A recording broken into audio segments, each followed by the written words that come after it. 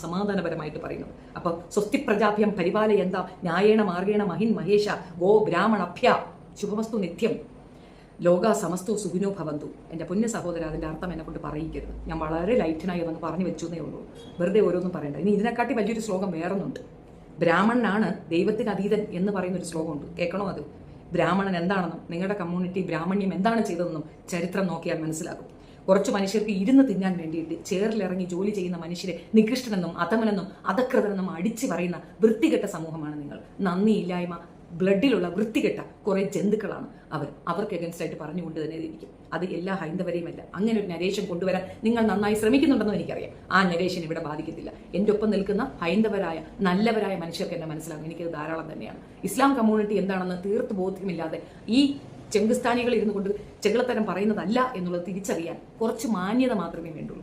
മാന്യമായി അത് വായിക്കാം. അതിന്റെ ട്രാൻസ്ലേഷൻ അവൈലബിൾ ആണ്.